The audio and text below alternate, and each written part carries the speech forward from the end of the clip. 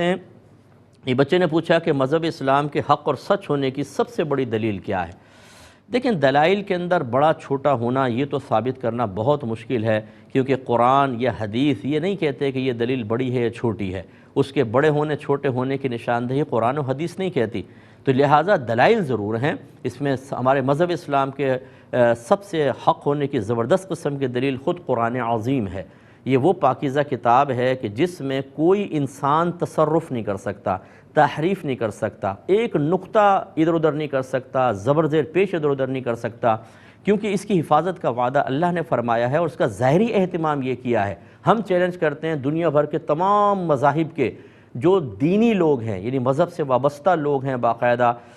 وہ اپنے مذہب کی کتاب کا حفظ ظاہر کر کے بتائیں کہ ہم حافظ ہیں اس کتاب کے، نہیں ملے گا۔ پچھلی امتوں میں صرف انبیاء علیہ السلام اپنی کتابوں کے حافظ ہوتے تھے، باقی کسی کو یاد نہیں ہوتی تھیں۔ آج تک یہ چیز قائم ہے، لیکن اللہ تعالیٰ نے اس آخری کتاب کی حفاظت کے لیے، جس میں اسلام کے قوانین، جس میں بنی نوع انسان کے لیے ہر طرح کی ہدایت اجمالی طور پہ ذکر کر دی گئی، ہمارے 6-7 سال کے بچے کے سینے میں حفاظت محفوظ کرنے کا اہتمام فرما دیا ہے۔ لہٰذا اسی بچے کو، اسی شخص کو اگر ہم 16 صفحے کا اس کی مدر لینگویج میں رسالہ دیں کہ اس کو لفظ بلفظ یاد کرو، وہ نہیں کر سکے گا، ہم نہیں کر سکتے اردو کے اندر۔ لیکن اتنی ضخیم کتاب عربک میں جو ہماری مدر لینگویج بھی نہیں ہے، ہمارے 6 سال کا بچہ، 7 سال کا بچہ پورا قرآن حفظ کر لیتا ہے، اور یہ ایک دو نہیں ہیں، دنیا میں لاکھوں حافظ ہیں، لاکھوں حافظ۔ یہ اسلام کے زبردست حق ہونے کی دلیل ہے کہ اگر اسلام حق نہ ہوتا، اگر یہ کتاب اللہ کی جانب سے نہ ہوتی،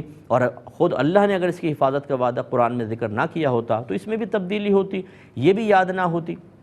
اب اگر دنیا کے کسی بھی علاقے میں، کسی بھی ملک میں غلط قرآن چھاپا جائے، وہ قرآن چل نہیں سکتا، چھپے گا، لوگوں میں عام بھی ہو سکتا ہے، لیکن جیسے ہی حافظ کے سامنے آئے گا، بلکہ عام جو بکثرت قرآن پڑھنے والے ہیں ان کے سامنے آئے گا، وہ کہیں گے بھئی یہ چیز کچھ عجیب سی لگ رہی ہے، ایسا تو کبھی نہیں پڑھا۔ جب وہ دوسرے قرآن سے اس کو ٹیلی کریں گے تو بالکل سمجھ میں آ جائے گا، اور جو حفاظ ہیں وہ تو فوراً سمجھ جائیں گے کہ یہ غلط آیت ہے۔ اس طرح وہ غلطی آگے نہیں چل سکتی، فوراً ظاہر ہو جائے گی اور اس کو پھر انسان چھوڑ دے گا۔ یہ قرآن پاک کے اسلام کے حق ہونے کی دلیل۔ دوسرا یہ کہ اسلام چونکہ قیامت تک کے لیے باقی رہنا تھا، ہمارے نبی کریم صلی اللہ علیہ وسلم کے بعد کوئی نبی نہیں آنا تھا، یہ آخری کتاب ہے، تو اور یہ مذہب جو ہے اب آخری مذہب ہے، سمجھ لیجئے کہ اس کے بعد کوئی اور مذہب اللہ کی بارگاہ میں عزت نہیں پا سکتا ہے، تو اللہ تعالیٰ نے اس مذہب کو انتہائی کامل بنایا۔ اس لیے یہ بھی ہم چیلنج کرتے ہیں کہ دنیا بھر کے مذاہب سامنے رکھیں، ایک تو کوئی بھی کسی بھی نبی سے تعلق رکھتا ہو، اگر وہ واقعی نبی ہے، ہم بھی ان کو نبی مانتے ہیں، جیسے موسیٰ علیہ السلام، عیسیٰ علیہ السلام،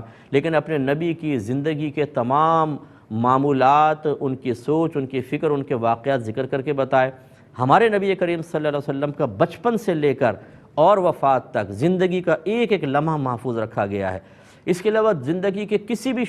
کوئی بھی شعبہ ہائے زندگی ہو، اگر اس کے سلسلے میں آپ کو گائیڈ لائن لینی ہو، ہمارا مذہب اسلام بتائے گا۔ دیگر مذاہب ان تعلیمات کے مقابلے میں آپ کو ان کی تعلیمات ناقص نظر آئیں گی، تو جو سب سے پرفیکٹ ہوتا ہے، سب سے کامل ہوتا ہے، وہی حق ہوگا، اسی کو فالو کرنا چاہیے۔ اس اعتبار سے مذہب اسلام سے بڑھ کر پرفیکٹ کوئی مذہب نہیں ہے۔ تو یہ کچھ اس کے اور بھی دلائل ہیں، لیکن قلت وقت کی بنا پر اسی پہ اکتفا کرتا ہوں۔